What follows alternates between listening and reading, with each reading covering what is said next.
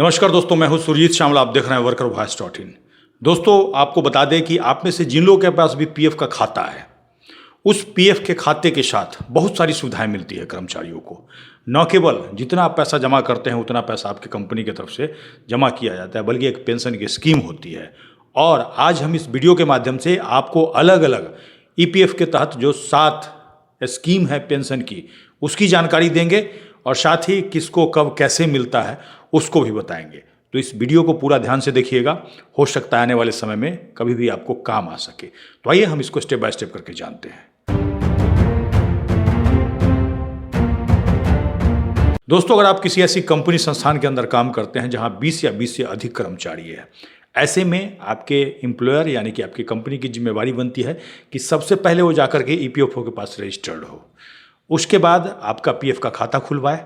होता क्या है, आपके सैलरी का 12% यानी कि आपके बेसिक और डीए का 12% आपके सैलरी से काट करके आपका एम्प्लॉयर यानी कि आपका कंपनी आपके पीएफ के खाते में जमा करता है, और ठीक उतना ही पैसा अपने तरफ से भी आपके पीएफ के खाते में जमा करता है, जो कि टोटल 24% हो जाता है, यानी कि डबल हो जाता है, जिसकी जानकारी अभी मैंने दी है आपको। ऐसे में एम्प्लॉयर की तरफ से जो आपका 12% आपके पीएफ के खाते में जमा किया जाता है, उसी में कुछ पैसा आपके ईपीएफ खाते में जाता है और कुछ पैसा ईपीएस खाते में जाता है। और ईपीएस के तहत ही आपके नौकरी छोड़ने के बाद, रिटायरमेंट के बाद आपको पेंशन की सुविधा मिलती है। उसी के तहत ईपीएस के साथ 6 और अलग स्कीम चलती है पेंशन की, जो कि टोटल मिलाकर के 7 हो गया, और उसके बारे में हम डिटेल में बताएंगे कि कब, कैसे और किसको मिलता है।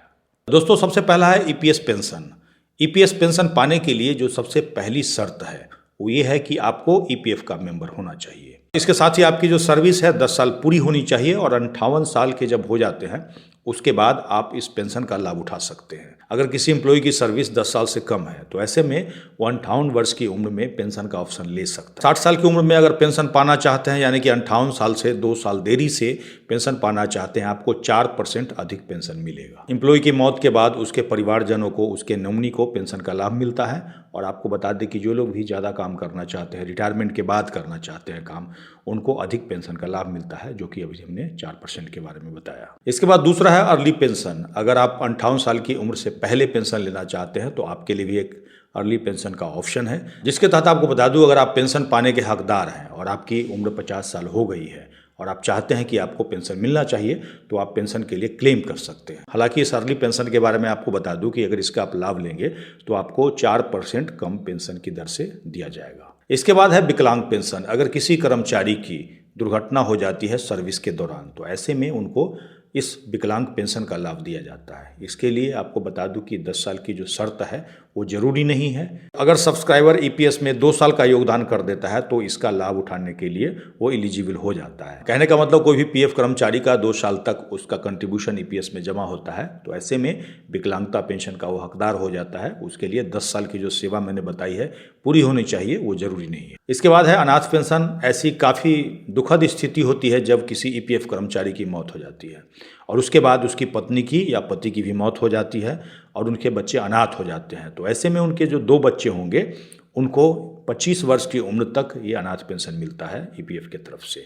अगर उनके 3 बच्चे हैं तो मान लीजिए एक बच्चा 25 साल का पूरा हो गया, जैसे कि 2 को मिल रहा है, और 1 का पूरा हो गया, तब तीसरे को मिलना शुरू होगा और 25 के बाद 1 का बंद हो जाएगा। इसके बाद है विधवा या बाल पेंशन। आपको बता दें कि ये पेंशन योजना ईपीएफ सब्सक्राइबर के परिवार के लिए एक बहुत बड़ा सहारा है। अगर ईपीएफओ सब्सक्राइबर की मौत हो जाती है तो उसकी पत्नी और 25 साल से कम उम्र वाले उसके 2 बच्चे को इस स्कीम के तहत पेंशन पाने के हकदार होते हैं। ऐसे में अगर तीसरा बच्चा है तो एक बच्चा का उम्र 25 साल पूरा हो जाएगा तो उसका पेंशन बंद होगा, वैसे ही तीसरा का पेंशन चालू हो जाएगा। इस पेंशन में खास बात यह है कि सब्सक्राइबर की मौत होने पर 10 साल की जो सर्विस पूरी होनी चाहिए वो वाली शर्त इसमें भी नहीं है। छठा है नॉमिनी पेंशन। किसी ईपीएफ सब्सक्राइबर की पत्नी नहीं है या पति नहीं है, कोई बच्चे नहीं हैं, तो ऐसे में जिसको उसने नॉमिनी बनाया है उसको उसका ईपीएस पेंशन मिलेगा।